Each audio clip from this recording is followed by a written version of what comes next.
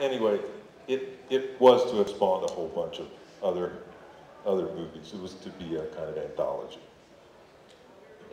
Over here. This question is for Nick Castle.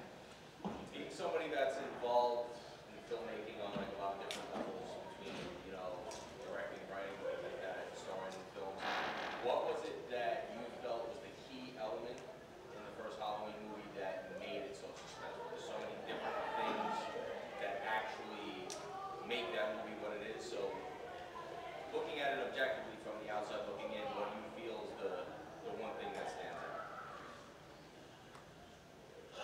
Well, the first thing that comes to mind is Panic Glide. And I know that's just a technical thing, but I thought it actually gave I don't know if it's the first time that's been used, but it's the first time I noticed it being used to that effect. And I thought that first person kind of floating imagery was pretty interesting, that John just kind of went, oh, I get that. That is going to be great for horror. I thought that was good.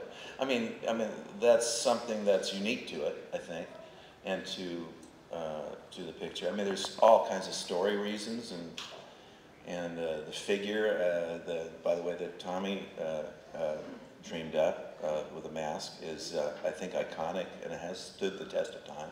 That was important. And I'm sorry. Go ahead. And I want to thank Tommy personally for spending entirely too much money on white masks at this point. My wife would like to thank you also. Thank you. I just saw or heard an interview the other day with Clint Eastwood addressing the question of what makes a good movie. And I thought his answer was really pithy and good. He said, if you get a good script, you're 50% of the way there. He said, if you cast it correctly, you're another 40%. And that leaves 10% for you to fuck up some way. I think Halloween enjoyed a really streamlined, wonderful, very John Carpenter simple script that was just bone dry and no frills. And it was a well-cast movie. So we had 10%, which we didn't fuck up. Music too. Music for sure. Over here. I have a question. You portray shape. In all those times in which you were dealing with left no choice or dealing with anyone that shot by Donald, did you at all feel uncomfortable in those situations at any point? did I feel uncomfortable, dealing with a weapon? No. I mean, it's just a prop. It was just a prop, and then most of the time it was a wooden prop, was it? Cardboard? Well, most of the time you had a real knife, but we dulled it completely so it wouldn't hurt anybody. No, but is your implication, was it my social concern about wielding a knife? Personally feel uncomfortable doing it because, like, some people do feel uncomfortable dealing with weapons like that. Oh, no, it didn't. No, I didn't feel uncomfortable.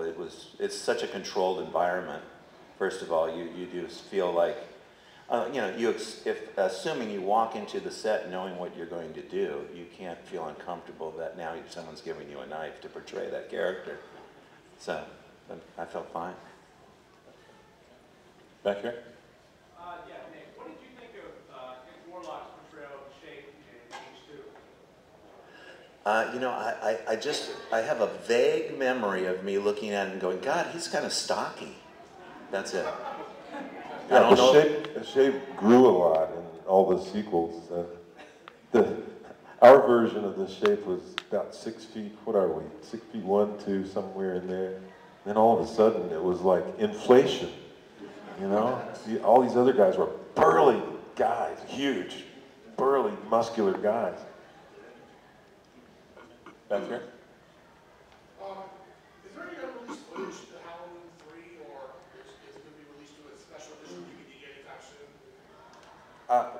I don't hold out much hope of special releases. And horror movies, especially sequels and the like, they don't get much respect unless they're making quite a large sum of money. And although these movies continue to be popular, it's at a fairly modest level, and so they don't generate much respect.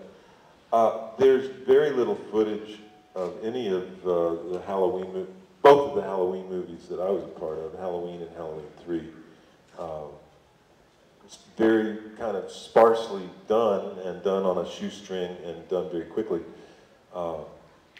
There's an alternate scene in the first one of Jamie Lee, this telephone scene that she has with, I guess it's Annie, one of the other girls, and she's just in her bedroom kind of wandering around. And John didn't like the way that looked or played, and so he reshot that. So there's a whole other version that's virtually the same, it just looks better second time around. In Halloween 3, very little spare footage. I shot a calliope sequence for tail credits. Just this cool calliope playing some wacky song, and it seemed demented and somehow in keeping with Connell Cochran and his world. But, Bloopers with Tom Atkins by any chance? excuse me? Any bloopers with Tom Atkins? Ah, Because I'm from Pittsburgh. and you would like some bloopers with Tom Atkins. It's an understandable desire.